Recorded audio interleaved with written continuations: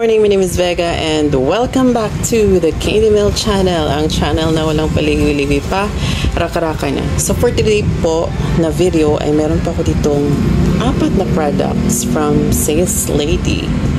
Ito po ang kanilang oil control, matte flawless face powder, ang kanilang sponge,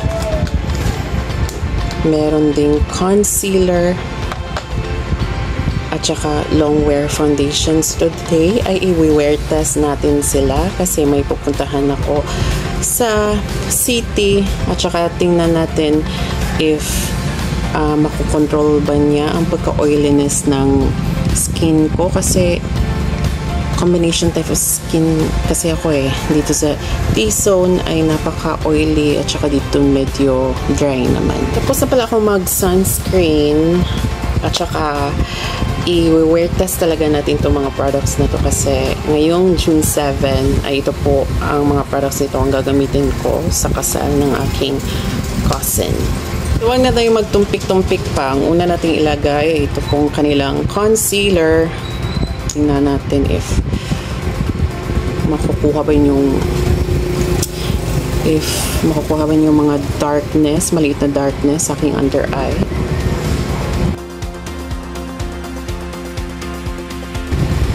Tapos, gagamitan na siya natin ng sponge.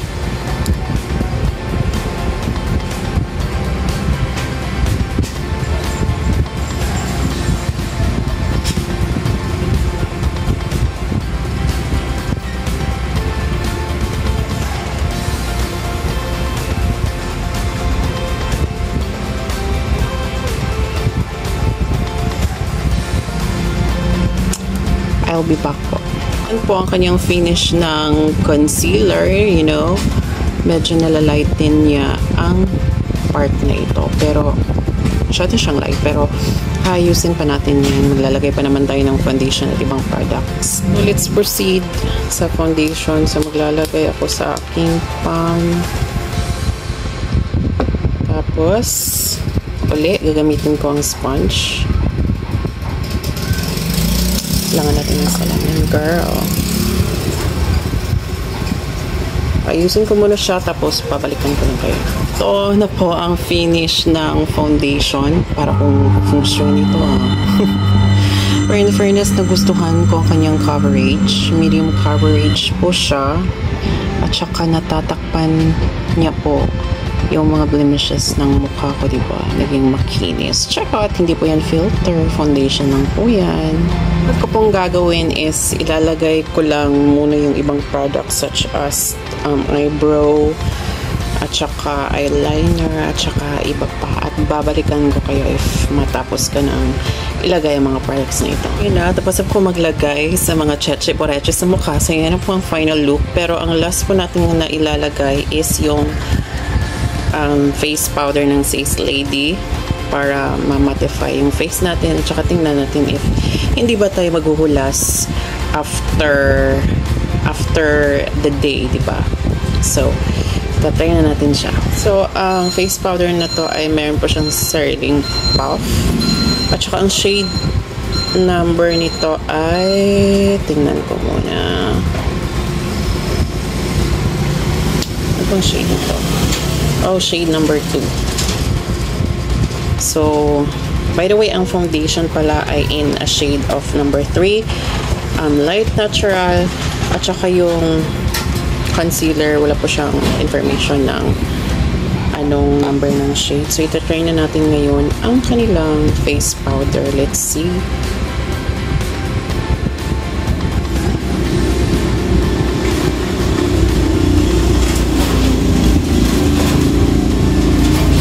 So, i-apply ko muna siya sa aking buong mukha at saka babalik po ako. And finally, we are back na po. So, ito na po yung final look natin. Parang medyo maputi yung mukha ko, no? Compare sa aking katawan. Pero it doesn't matter. Maganda naman. Oh, see, na-mattify niya talaga yung mukha ko. Gustong-gusto ko siya. Pero tingnan natin if hindi ba niya mabibuild up yung oiliness ng mukha ko kasi napaka-oily ng mukha ko. So, babalik ako mamayang gabi to show you kung ano na ang current condition ng mukha ko, if nag-oily ba or ano ba. So, I will see you on my next clip. Bye-bye. One eternity later. So I'm finally back from the city and it is already 6 p.m. in the evening. At saka ipapakita ko lang sa inyo ang current condition ng aking mukha. O diba, as you can see, nagbe-build up na yung oiliness sa aking mukha. Kasi combination type of skin ako. Oily talaga ko nitong part na to at saka dito medyo dry. So yan po siya. So let's talk about na sa mga products ng Sales Lady na ginamit ko at saka yung mga napapansin ko sa kanila. Let's start with the concealer. Okay naman siya.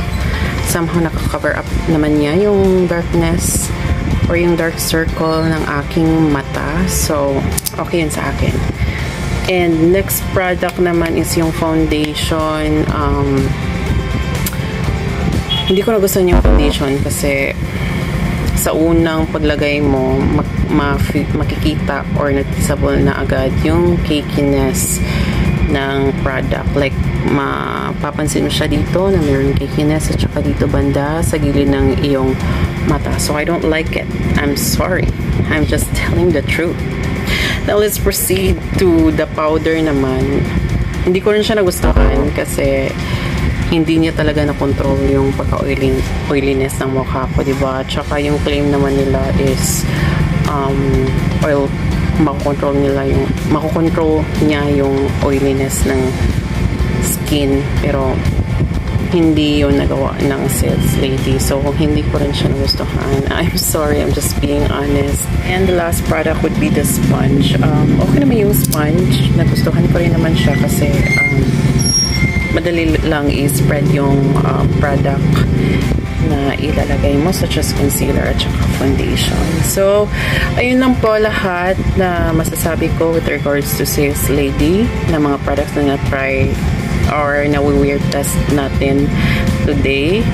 And I will still be using it sa kasal ng aking cousin kasi currently, ito lang yung mga product na binili ko such as foundation, concealer, or powder para sa mga makeup na routine na gagamitin ko currently at saka in the future. So, yun lang pang all over na masasabi ko sa review ng Sales Lady na product na ito. At saka see you po in my next videos. So this is the final look sa kasal ng aking cousin last June 7.